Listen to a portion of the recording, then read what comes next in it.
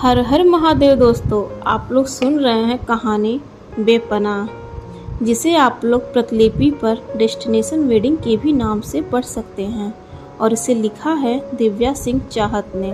तो चलिए शुरू करते हैं। भाग 1। शिवांगी आज बहुत खुश थी। आखिर होती भी क्यों ना, हमेशा से उसने एक ही तो सपना देखा था, वह भी अपनी शादी का, बिल्कुल विराट अनुष्का की तरह ही एक डेस्टिनेशन वेडिंग का, जिस वजह से आज उसके पैर जमीन पर नहीं पड़ रहे थे। वो हवाओं में उड़ना चाहती थी। सपनों की दुनिया में खोई हुई शिवांगी का ध्यान तब टूटा जब उसके सामने से एक ट्रेन गुजरी। उसने अपने चारों तरफ देखा, तब उसे एहसास हुआ कि इस वक्त वह कहाँ है, और उसे समझते ही अपने सिर पर एक चपत लगाते हुए वो हंस पड़ी थी। आज वह अपनी फैमिली के साथ स्टेशन पर बैठी हुई अपनी ट्रेन के आने का इंतजार कर रही थी। उसने अपने डेस्टिनेशन वेडिंग के लिए गोवा जगह जो पसंद की थी, वह काफ़ी खुश थी।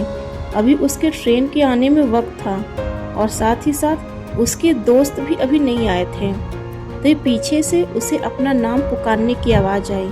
पीछे देखा तो उसके दोस्त गौरव, राजवीर, नेहा, अदिति, शिवांश, राज और प्रिया खड़े होकर उसे ही हाथ हिला रहे थे, जिन्हें देखते ही शिवांगी भी खुशी में उछलते हुए उनकी तरफ ही दौड़ पड़ी थी। लेकिन अभी अगर कोई नहीं आया था तो वह थी उसकी बहन आरोही। आरोही उसकी सगी बहन तो नहीं थी, लेकिन वह बहन से कम भी नहीं थी। आरोही को अपना कहने वाला कोई नहीं था, यहाँ तक कि उसे याद भी नहीं था कि उसके माँ बाप कौन हैं। जब से होश संभाला था, खुद को एक अनाथ आश्रम में पाया था। शिवांगी के पापा रामजी व्यास जो कि एक बिजनेसमैन थे, और उसकी माँ मीरा व्यास एक अनाथ आश्रम चलाती थी। वहीं शिवांगी की मुलाकात आरोही से हुई थी। तब से वह उसे अपनी बहन की तरह मानती थी, तो वही मीरा व्यास भी उसे अपनी बेटी की तरह ही प्यार देती थी। कभी दोनों में कोई भेदभाव नहीं किया था। शिवांगी और आरोही दोनों ही चंचल स्वभाव की थी, साथ में घूमना फिरना, मस्ती करना, और दोनों एक दूसरे की जैसे जान थे। तभी स्टेशन पे उनके ट्रेन के आने की अनाउंसमेंट हो चुकी थी। सब अपने सामान को लेकर तैयार थे, लेकिन दूर दूर तक आरोही का कोई पता नहीं था, जिसे देख शिवांगी भी परेशानी में इधर उधर देखने लगी थी। यहाँ तक कि उसने अपने माँ बाप से भी आरोही के बारे में पूछा, लेकिन उन्हें भी उसके बारे में कोई खबर ना देख वह उदास हो चुकी थी। तब तक ट्रेन भी स्टेशन पर आकर रुक चुकी थी। तभी अपना सामान लेकर अंदर जा रहे थे, फिर भी आरोही का कोई पता नहीं था। अब ट्रेन ने भी अपने चलने का सिग्नल दे दिया था। तभी शिवांगी ने देखा कि एक लड़की दौड़ते हुए अपना एक हाथ आगे बढ़ाए चली आ रही है। वह कोई और नहीं बल्कि आरोही थी, जिसे देखते ही शिवांगी लगभग चिल्ला उठी थी, अरे अरे कोई उसे हाथ तो दो। तभी उसका दोस्त गौरव, जो दरवाजे के पास ही खड़ा था, वहां से बाहर झांकते हुए अपना एक हाथ आगे बढ़ा दिया था।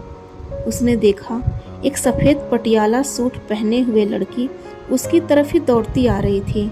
दौड़ने की वजह से उसके बाल से उसका पूरा चेहरा ढक चुका था, लेकिन उसकी अच्छी कदकाठी ही लोगों को अपनी तरफ आकर्षित करने के लिए काफ़ी था।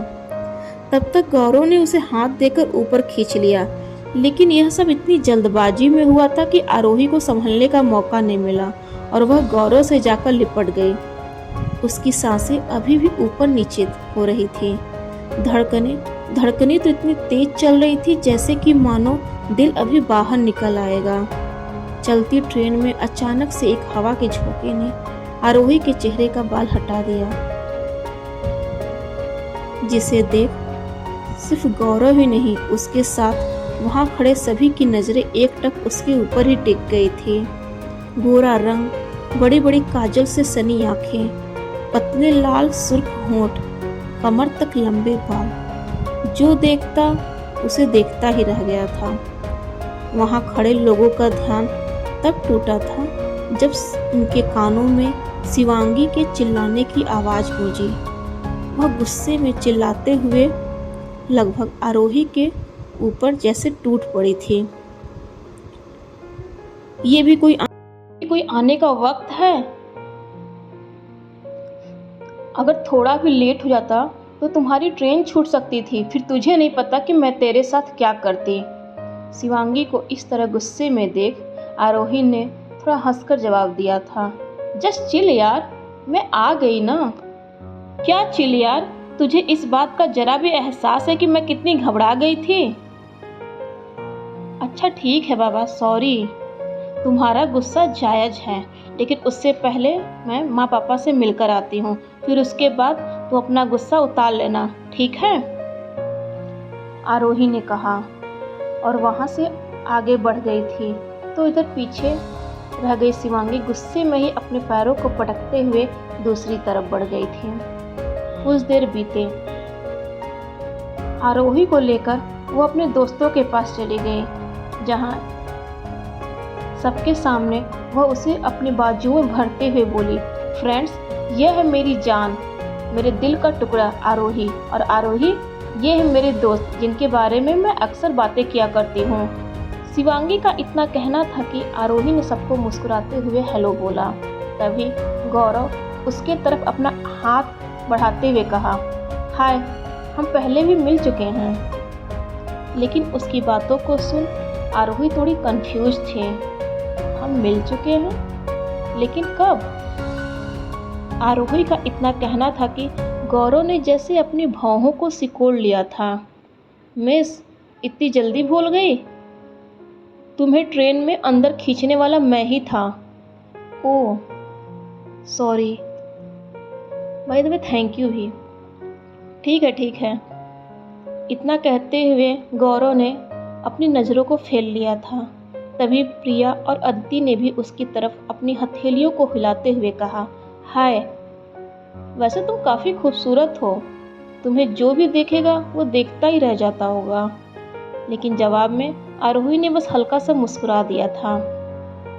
इसके बाद शिवांगी ने एक तरफ शांत बैठे राजवीर के तरफ इशारा करते हुए कहा, और ये है mister Rajveer Singhania, Singhania group of industries के इकलौते वारिस, जिनके सामने कितनी मिन्नतों के बाद आज ये यहाँ पधारे हैं।